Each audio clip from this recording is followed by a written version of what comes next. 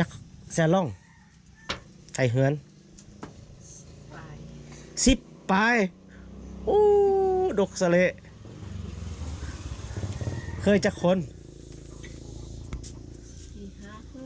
บาท4-5เคยหุ่นน่ะโอ้ยังมีลูกสาวล้าบ่ยังซ่องคน ยังซ่องล่องอ๋อมีแฟนแล้ว บ่ อีได้เป็นเคยแล้วทุกคนจะได้เข้าเป็นเคยไม่จ้องเลยนี่ กินปองซาลื่อๆปองซาลื่อๆก็กินเขาลาทุกคนไอ้มีนาป่งไอ้มีเงิน ไอมีอินนาปองไอมีเงินจุค่ะไอมีเงินเนอะ ไอ้มีจุเงินกับ สบายดีทุกคนสบายดีตอนเช้าๆนะมื้อนี้บอทเทคคลิปวิดีโอนี้บอทเทคจะพาทุกคนไปที่บ้านสแมทน้อยทุกคนนะแต่ว่าก่อนจะไปของบ้านสแมทน้อยนี้บอทเทคลงมาเนาะท้ายบ้านไดกาวอะไรทุกคนปรากฏเห็นว่าบรรยากาศอยู่ที่ให้เขาเจาะอยู่บ้านไดกาวอะไรทุกคนโคตรงามเลยเนาะเพราะว่าเมื่อวานนี้ฝนตกมัดมือเนาะแล้วเมื่อคืนนี้ฝนเสาแล้วก็ตอนเสาตอนมื้อนี้ฝนเสาคือกันนะทุกคนเห็นให้บรรยากาศอยู่บริเวณนี้งามทุกคนก่อนบริจะไปบ้านสแมนน้อยบริแวะเก็บภาพเลยทุกคนได้เบิ่งนะจะทำไปเบิ่งภาพบรรยากาศกันเลยทุกคนไปอันนี้ก็จะเป็นเส้นทางนะทุกคนเนาะก็คือเส้นทางลงไปที่บ้านสแมนน้อยแหละเนาะบริปรากฏเห็นอยู่ตูบนี้งามทุกคนเนาะเป็นตูบน้อยๆอยู่แคมทางเนาะแล้วก็ตั้งอยู่ที่เทิงไฮเนาะแล้วก็ภาพบรรยากาศอยู่ลุ่มๆนี้ก็เป็นทะเลหมอกทุกคนเนาะป้าคือว่างามไล่เลยได้นี่ทะเลหมอกเนาะโตที่ว่าเห็นอยู่ใกล้ๆพุ่นก็จะเป็นสำนักงานองค์การปกครองเมืองทุกคนเนาะพุ่นเห็นอยู่พุ่นเนาะตอนนี้ก็ลมพัดเย็นวิตอนเช้าๆทุกคนเนาะตอนนี้ก็8 โมงกว่าเนาะอยู่บริเวณนี้ก็จะเป็นไฮเขาก็จอเนาะก็เฮ็ดให้ทะเลหมอกตอนนี้ก็กำลังสวยงามเลยทุกคน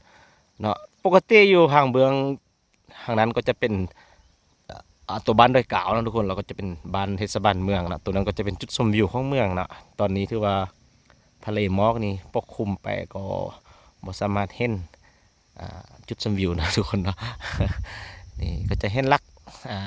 สัญญาณโทรศัพท์อยู่ข้างอยู่ทุกคนบอลบอลเทคอยู่ก็จะเป็นตูบได้ทุกคนนะเป็นตูบน้อยๆที่ว่างามไล่ทุกคนเวลาเรามันนั่งอยู่นี่เนาะนี่ก็จะเป็นตูบน้อยๆอยู่นี้ชมวิวนะทุกคนนี่ส่วนวิวตอนเช้าๆนะนี่ก็จะประมาณนี้ได้ทุกคนบอลเทคว่าจะไปบ้านสแมทน้อยนะก็จะไปเลาะเบิ่งบ้านเขาเจ้าเนาะว่าตอนเช้าๆนี่เขาเจ้าเฮ็ดยังแดสินะอยู่ที่บ้านสแมทน้อยเนาะแต่ว่าก่อนไปนี่บอลเทคมาเลี้ยวเห็นทะเลหมอกอยู่บอนนี้ทุกคนก็เลยว่าแวะเก็บภาพไปทุกคนในเบิ่งก่อนที่จะไปสแมทน้อยเนาะนี่อันนี้ก็จะเป็นไฮเขาเจ้าทุกคนเนาะบางเทือก็แจ้งทุกคนเนาะก็เห็นเทศบาลเมืองอยู่พุ่นเนาะบางเห็นเป็นบางเทือเนาะที่ว่าทะเลหมอกมันคลายโตแล้วสิมันก็จะแล้วเห็นตัวเทศบาลเนาะแต่ว่าตอนนี้ทะเลหมอกก็ยังเขื่อนซ่าทุกคนเนาะก็จะเห็นให้แจ้งเป็นบางครั้งบางคราวไปสินะนี่บริเวณนี้ก็จะเป็นไฮเขาเจ้าเนาะถือว่างามเลยทุกคนเนาะ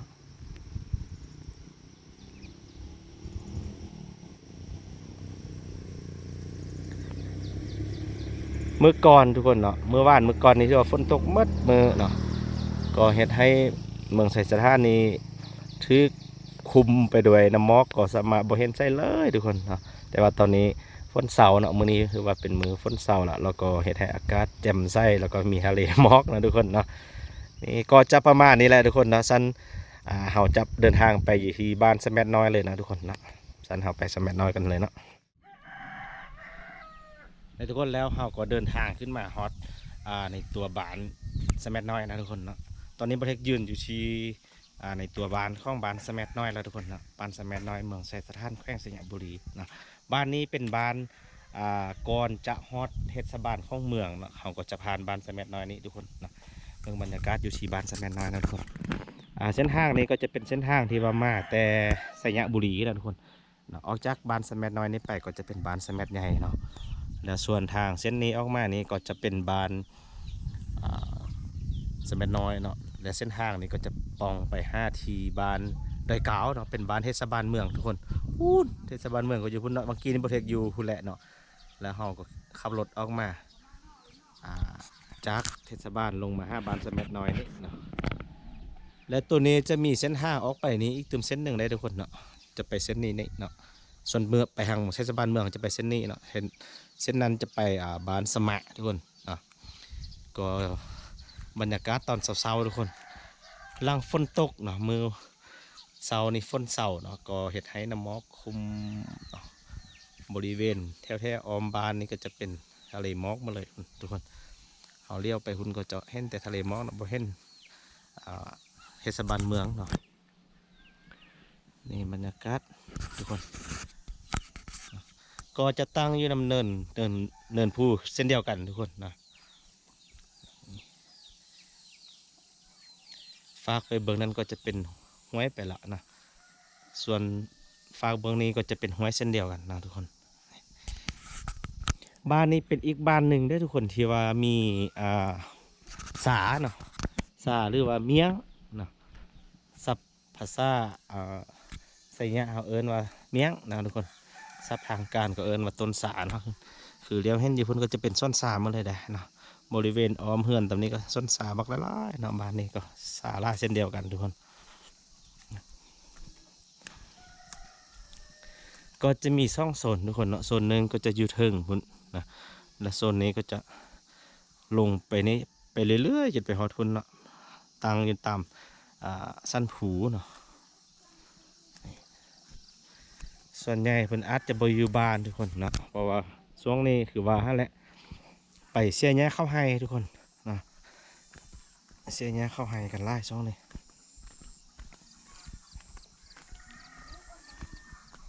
เป็นปลาสะสนส่วนเผาไปได้อทุกคนส่วนเผาไปหรือว่าส่วนเผาหลวนั่นเองเนาะไม่ดีแล้วให้มาแล้ว แล้ว แล้วมาแล้วอ๋ออยู่ลาเนาะ เสียเนี้ย ใช่ฮะมื้อนี้พักเนาะโอ้โอ้ผู้น้อยๆนี่จักเดือนแล้วนี่3 เดือนผู้หญิงหรือผู้ชาย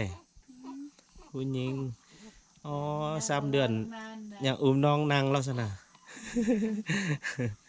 เฮ็ดอีนาป้องไม่จ้องต้มออกต้มน้ำกินเนาะออกก็คือน้ำเลยคนต้มน้ำเนาะ ไปไปแล้วยังเล่าเห็นมันยังไป อันนี้เป็นอีนาเมียง เนี่ย อ๋อเมียงอมทุกคนเนาะเฮ็ดมาจากใบซ่าแหละเนาะตัวนี้จะบ่ได้ใส่ใส่แบบเขาจะฟังเนาะตัวนี้ใส่บางเนาะตัวนี้มันจะเฮ็ดเป็นทุ่งยางเนาะตัวนี้เนาะเป็นแบบดองนะทุกคนเนาะ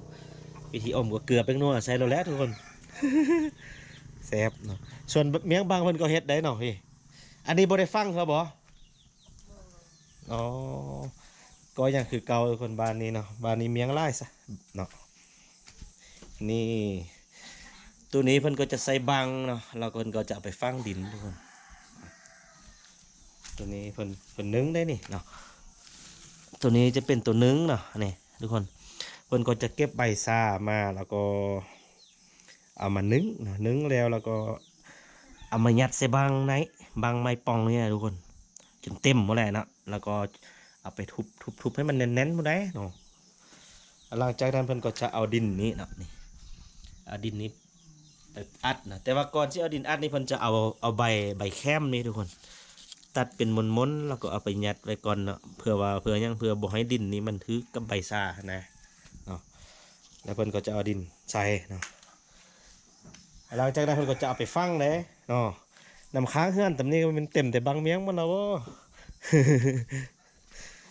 นี่แล้วก็ประมาณเดือนหนึ่งก็กินได้แล้วทุกคนรสชาติก็จะส้มๆเนาะส้มแล้วก็ฟาดโอ้ยซื้ออีน่า เนย ซื้อนางเนย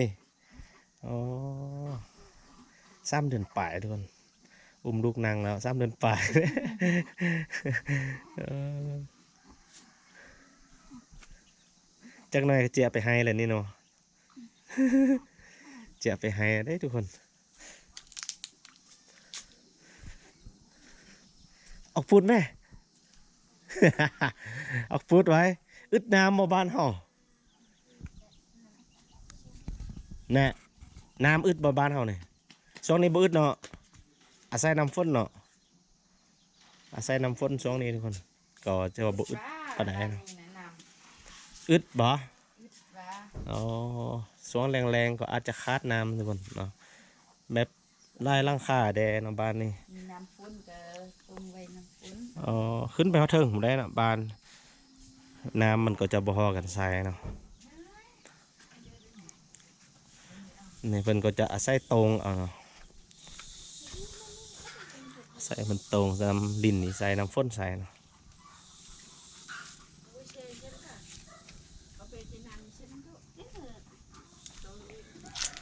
ในจ้องบ่เฮ็ดให้บ่เฮ็ดให้ เฮ็ด เฮ็ดลูกเฮ็ดเนาะไปช่วยลูกคนต้มออกต้มน้ำกินเนาะบ่กินน้ำดิบเนาะ บ่จำเป็นก็บ่กินเนาะนอนกับไผแน่นอนกับอาจ้องสองร่อง ส่วนใหญ่นี่ผู้เฒ่านี่บ่มักนอนนำลูกนำเต้าเด้มานอนตุ๊บตรงนี้เลยทุกคนเนาะ เฮ็ดอยู่ทางได้ให้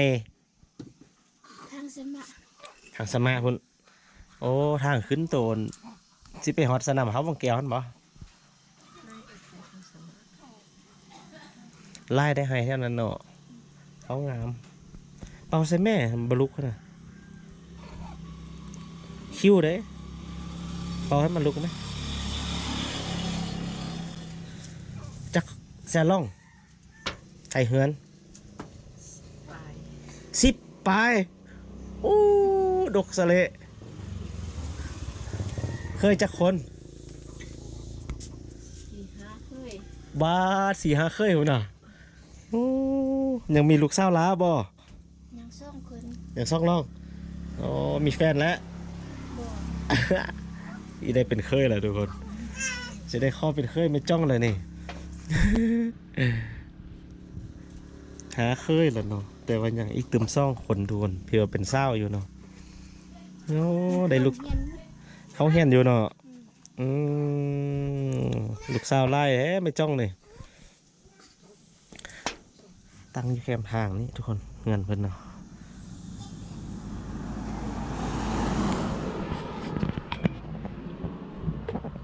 เห็นยังกินเสากินปองซาลื่อๆปองซาลื่อๆก็กินเขาลาทุกคน ไอ้มีนาป่งไอ้มีเงิน ไอมีอินนาปองไอมีเงินจุก้าไอมีเงินเน่ะ ไอ้มีจุเงินก็เป็นเที่ยงอ่ะ โอ้ยเฮ็ด เป็น ได้แล้วสำนี่ร่างบักกำงามมันแล้วอ่ะเงินบักไกล่าได้เฮ็ดได้ป่านนี้แล้วนี่ ให้เคยเฮ็ดไหมไปห้าเงินเคยอยู่นำกันนี่หมดบ่ลงเฮือนได้แล้วอ๋อลงเฮือนก็2-3ร่องแล้วเนาะซื้ออีน่า ชวนได้เงินแต่อะไรผิด ตาพิษ ซื้อเพชรเอามือแม่เออ เอาอันเจนัน เดี๋ยวมันน้ำกึมไม่ได้พูดจะตุ่มกึม อืมอ๋อเอาพูดน้อยๆนี่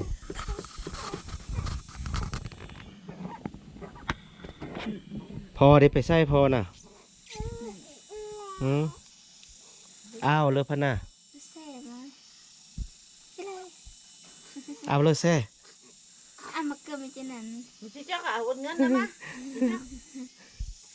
เอาเงินมาเลยเจ้าไหม บ่ตอบบ่เอาเงินให้ได้ คิดได้เอาเงินมาปรุงขนมได้ไหม เออแซ่น่ะ เอาเลิกพันน่ะเลิกแซ่ ว่าคนโอนเงินน่ะมันเนี่ย โอ้บ่เอาเงินให้บ่บอกเนาะแม่เด้ แม่นด้วย แม่อยู่นี่แม่คือบ่ไปแซ่ มันเจ็บ เนาะแม่โซะ ตัวอันเป็นเงินมันเป็นเก็บ ตัวหนึ่งน้ำตัวกึมไม่กว้างเลย เลิกค ำว่าอ้าวนี่แปลว่าพอทุกคนเนาะอ้าวนี่ภาษาไทยคำว่าพอเนาะเราเลอพันหน้านี่ความหมายก็คือว่าไปยังเนาะแม่นบ่เอา เอา เอานี่แม่นพอแม่เด้ มี แม่กับแม่เนาะ มี เมโอ้เอากับเมทุกคนพอกับแม่เนาะเลอเลอเลอพันหน้าเนาะไปยังสิเนาะ ลูกเป็นควัน เลอแซ่ก็ว่าไปให้ทุกคนเลอนี่เอาไปแซ่ไปว่าให้นะว่าไปให้ทุกคนสไปเขาเนาะ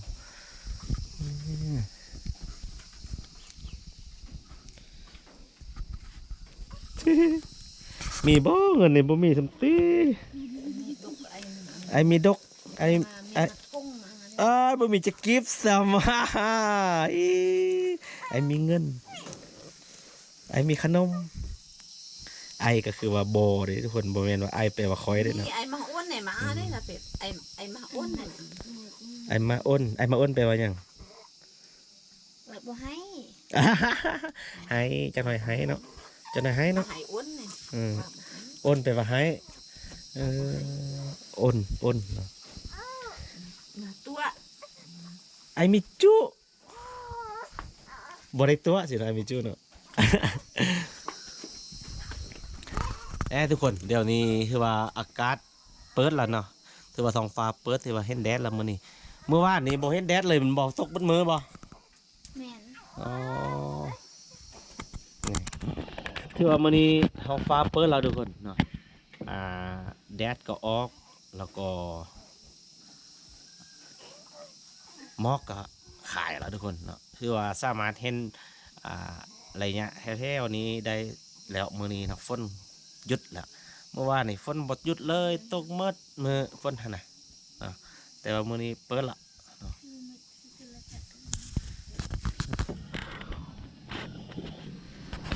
เราจะเดินทางไปเทิงหุ่นทุกคนเนาะเราสิไปเทิงหุ่นอีกตึมนะ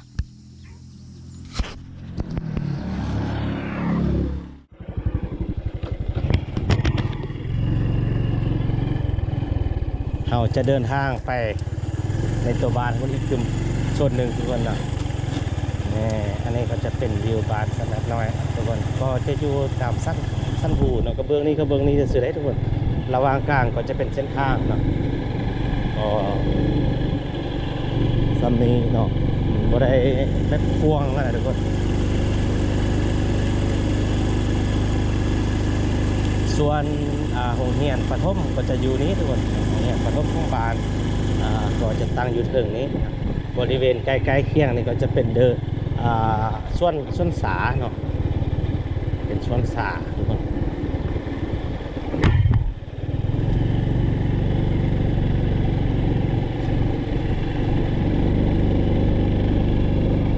ตัวนี้ก็จะเป็นโรงเรียนประถมเนาะก็จะอยู่บริเวณใกล้ๆกับโซนตัวนี้ก็เป็นโรงเรียนประถม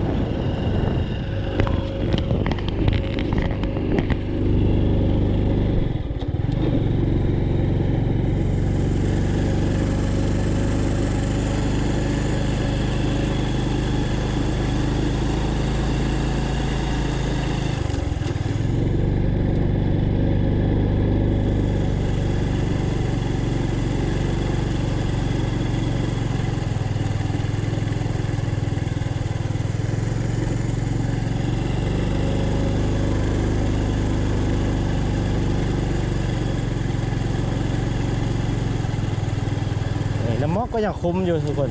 นะยังควบคุมอยู่บริเวณนี้นะมันเป็นบ้านที่ว่าตั้งอยู่สูงๆนะทุกคนสูงกว่าน้ำทะเลสินะนะประมาณ1,300นั่นแหละเนาะความสูงของน้ำทะเลนี่ทุกคน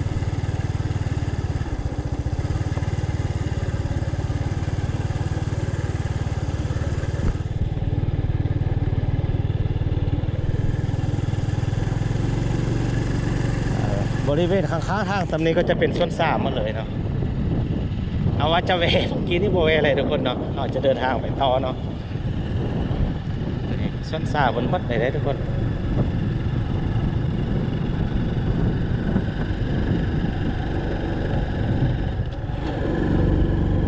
ขึ้นไปถึง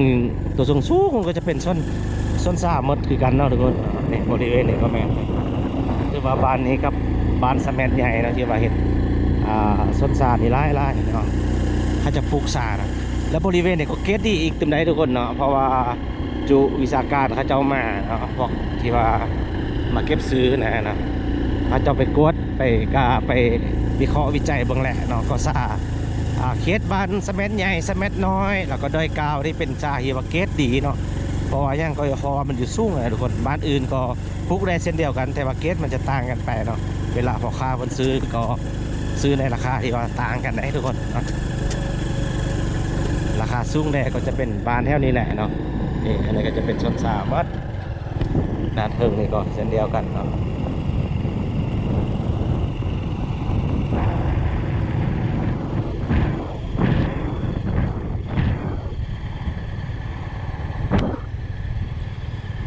กว้างเนาะดูเอาเลี้ยวไปก็จะเห็นเป็นทะเลหมอกอยู่รวมพลทุกคนเนาะว่าความสูงของมันเนื้อที่บริเวณนี้นะเนาะโอ้เลี้ยวไปก็จะเป็นทะเลหมอก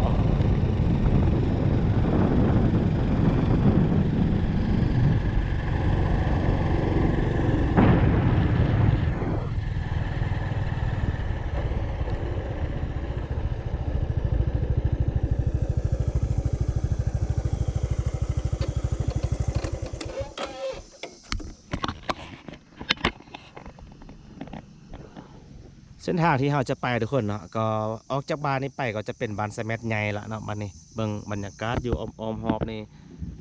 ก็เต็มไปด้วยน้ำหมอกเลยทุกคนเนาะทะเลหมอกคือว่ายังบ่ทันเจอเราอยู่แค่บริเวณนี้ยังแบบหน้าอยู่เนาะส่วนหึงไปนี่ก็จะเป็นส้นสาเนาะส่วนที่เราเห็นอยู่นี้ทุกคนอันนี้จะเป็นมักกอเนาะอันนี้กำลังเป็นม้าอย่าวันแก่เถอะถ้ามันแก่เขาเจ้าก็จะมาเก็บไปค่ายได้เนาะเพราะว่ามีคนทับซื้อแล้วเป็นมักกอหรือว่าเกาลัดนั่นเองทุกคนเนาะนี่มากมัน